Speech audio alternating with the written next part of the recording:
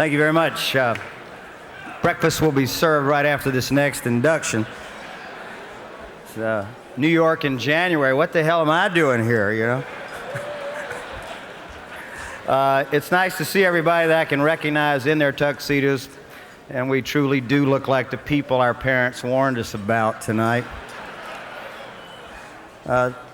T.S. Eliot once said that the years between 50 and 70 are the hardest because you always wind up doing things and yet are too decrepit not to turn them down.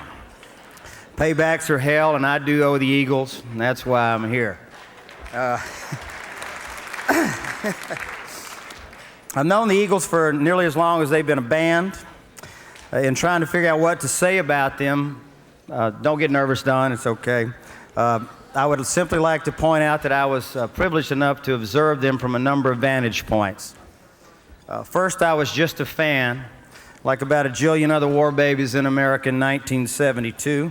I was converted instantly into an Eagles fan when I heard Take It Easy on the radio. I not only knew the words to the choruses, but I knew the words to the verses as well, because it was my summer anthem. With their writing ability, they had put their thumb on the pulse of popular music, where it has remained for nearly 27 years. As performers, they came with a simple, straightforward style, no smoke bombs or sacrificial guitars. If you were an Eagles fan in the beginning, in all likelihood, you still are one. Of course, they had a good beat and you could dance to it, but there was more to it than that. The Eagles created their own style, blending banjos and electric guitars, harmonies from the heartland, and cutting-edge lyrics from the fault line, and God knows what they did for the Chamber of Commerce of Winslow, Arizona. My second vantage point from the Eagles, which was a truly unique one, was as an opening act. I was introduced to the band the first time in the dressing room of the Coliseum in Columbia, South Carolina, I think somewhere around 1974. I don't remember how I got on the bill, but I was just excited to be there. It didn't matter that nobody had paid to see us or that they'd misspelled my name on the marquee. I was an opening act prepared to receive my fair share of opening act abuse from the promoter, the audience, and probably the headline act. But that didn't happen. On that night, Don and Glenn walked into my dressing room, introduced themselves, said how much they enjoyed my music, and told me that if there was anything I needed, just to ask. It was a pleasant shock, to say the least. We did our opening number that night and actually drew a little polite applause from the crowd, and then I watched the pros from Dover light up the place. This was the first of many nights I was able to watch and learn from them. Over the next few years, our paths crossed quite frequently, and in 1977, we were once again asked to open the Hotel California tour. When every other wannabe band in the country was clamoring for the opening act slot, the Eagles remembered a favor that I had done for them and repaid me. In fun, it was incredible, and a boost of the ladder of recognition for me. I was the apprentice in the workshop and glad to be there.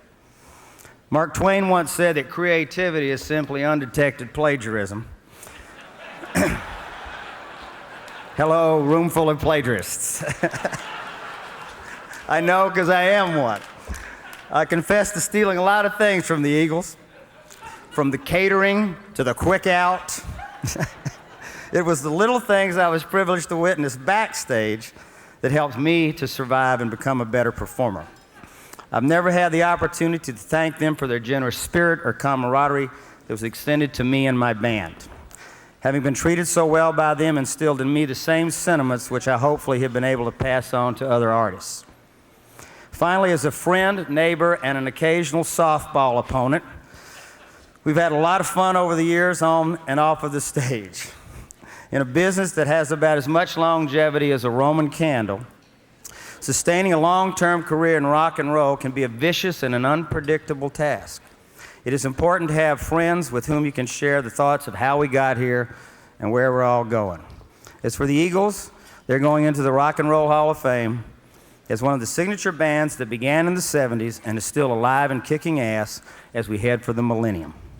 They have laughed, frolicked, cried, fought, but most of all, they have beaten the odds.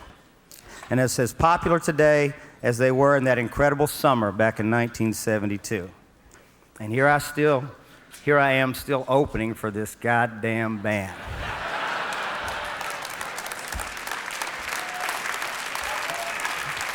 It is an honor and a pleasure to introduce my friends and mentors, Don, Glenn, Timothy, Joe, Randy, Bernie. Is that all of you guys? I said Don and Don, the Eagles.